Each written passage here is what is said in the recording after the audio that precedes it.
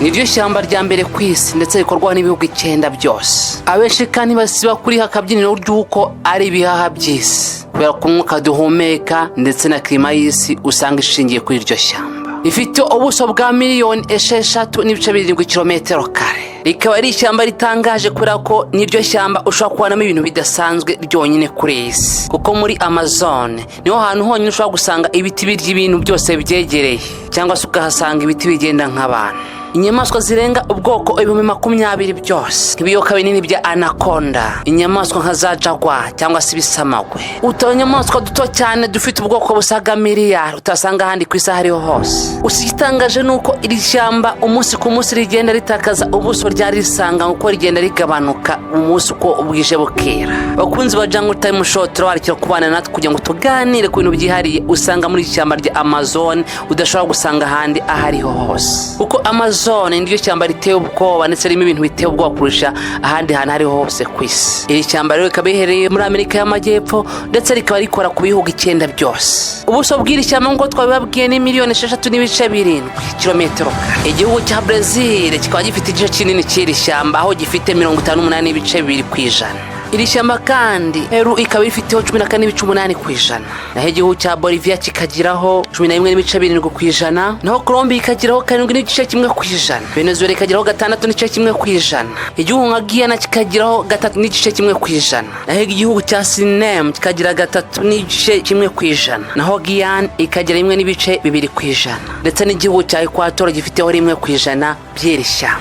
Ikindi kintu gitangaje kuri iri shyamba rya Amazon nuko rimo abantu baribamo batari barivamo na rimwe batazi ko hari abandi bantu babaho kuri iyi si, kuko usanga nta na rimwe bigize basohoka ngo bajye hanze y'iri shyamba. Iri shyamba rikaba ryarizwe Amazon n'abashakashatsi bo baturutse mu gihugu cy'Ubwongereza iyo ngiyo ku mugabane w'Uburayi, ndetse n'umunya Espagne Francisco ubwo yazaga bwa mbere muri iri shyamba akanaharwana intambara iteye ubwoba n'abantu bari basanzwe bibera muri iri shyamba rya Amazon. Kuri iyo ndwanyi y'abanya Espagne yarigeze hanga kuri ishyamba bwa mbere ikarwana intambara y'inkundura n'abantu bari basanzwe muri iryo shyamba. Iri shyamba isa ryita Amazon bisobanuye intambara cyangwa se indwanyi karahabutaka. Iri shyamba rikaba ririmo ibiti bisaga 390. Muri Amazon kandi ushobora kuhasanga ubwoko burenga 16 bw'inyamaswa, zimwe nini ndetse ukasanga n'inyamaswa ntoya cyane, aho zose hamwe ushobora gusanga zirenga ubwoko 20 byose. Ese wazuka ishyamba rya Amazon ifite aho rihuriye n'ubutayu bwa Sahara kubera ko ifumbira ibinyabuzima ndetse n'ibimera byo mu ishyamba rya Amazon ituruka mu butayu bwa Sahara. Ahangaha ni ivumbi ryinshi cyane byuzuye imyunyu myinshi igenda ikagira muri iri shyamba ikungahaye ku ntungamubiri z'ibimera. Iri vumbi kandi rikaba rigira mu ishyamba rya Amazon ijyanwe n'inkuba y'umuyaga. Ubutayu bwa Sahara bukaba buha toni miliyoni 182 iri shyamba rya Amazon nk'ifumbire. Ni byinshi bitangaje muri iri shyamba kuko ushobora gusangamo umugezi urimo amazi abira ajya ashyuha akagera ku gipimo cya degre 62 zose, ku buryo niyo waca imbere yacyo wakumva ubushyuhe, ndetse ikinyabuzima cyose cyakwegera n'umugezi cyangwa kikajyamo kirapfa byanga bikunda. Mu ishyamba rya Amazon kandi uzasanga ibinyamaswa byinshi by'inkazi nka black caima, niho uzasanga ingona ya mbere nini ku isi, inzoka nini cyane nka anaconda zipima uburebure bwa metero 20 ndetse zipima ibiro 3000 byose. Niho uzasanga ifi bita vampire fish ifite ubushobozi bwo kunyunyuza ikinyabuzima icyo ari cyo cyose ndetse n'andi mafi ikabinyunyuza amaraso. Ahangaha mu ishyamba rya Amazon kandi uzasanga ifi bita electric fish. Iyi fish ishobora gupima ibiro 21 ndetse ikaba yifitiyemo amashanyarazi mu ruhu rwayo. Iyo ugerageje kuyikoraho kubitwa n'umuriro w'amashanyarazi udasanzwe, ndetse si umuriro usanzwe kuko ushobora kugira volte hagati ya 300 ndetse na volte 650 zose. Umuserebanya udasanzwe bise Jesus Lizard, umuserebanya utangaje cyane ushobora guhagarara ku maguru abiri nk'umuntu ndetse ukiruka uvuduka cyane nk'umuntu hejuru y'amazi ndetse utanibina gato. Mu by'ukuri uyu muserebanya ntusanzwe. Impamvu witiriye kano kazina nuko ufite igitangaza cyo kuba wagenda hejuru y'amazi ndetse ugendesha amaguru kandi ni wibire nk'igitangaza Yesu yakoze cyo kugenda hejuru y'amazi. Ikindi kandi uzasanga igiceri gitangaje gifite uruhu rubonera ku buryo uyicirebye ubasha kubona ibice by'imbere bigize icyo giceri. Inyoni idasanzwe ushobora gusanga mu ishyamba rya Amazon gusa yitwa poto. Inyoni kandi ikaba iri mu bwoko bw'ibihunyura kandi ikaba igiteri igira imwe gusa mu buzima bwayo. Muri ishyamba kandi uzahasanga inyamaswa n'iz'inzoka zirenze kwemeza zitwa black anaconda. Izi ni inzoka za mbere ku isi nini cyane kandi zitinyitse. Izi nzoka iguciho urwaho ikumi gukumira bunguri wese.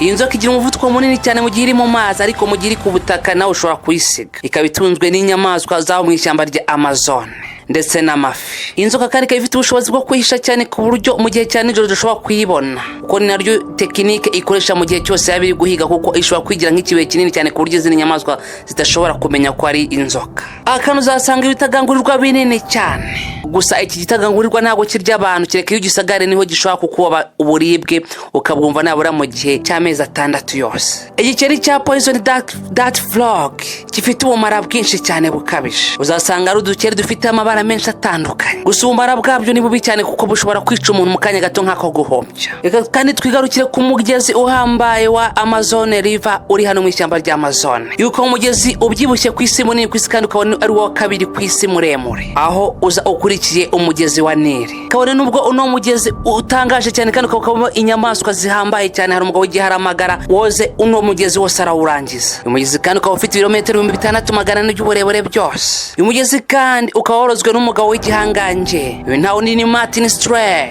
Aho mwaka wa 2007 Martin yakoze ikintu cyatangaje benshi, akidumaguza muri uyu mugezi. Iminsi 60 yose ni6 niyo yamaze ari koga muri uyu mugezi, ndetse ashyirwa ari uko awurangije wose. Akaba yarakoreshaga amasaha 10 buri munsi yoga, kandi azi neza ko harimo ibiremwa biteye ubwoba muri uno mugezi. Gusa benshi bari bazi neza ko azagwa muri uyu mugezi nta kabuza, ariko benshi baza gutungurwa nuko awurangije ndetse akawuvamo amahoro. Aha kandi uzasanga ibiti biteye ubwoba bya carnivore, iby'inyama ndetse n'ibindi bintu byose biri impande zabyo. Ikindi gitangaje uzasanga muri ishyamba rya Amazon ni ibiti bigenda nk'abantu, bishobora kugenda gahoro gahoro bikava aho byari biri bikaza kwimukira ahandi.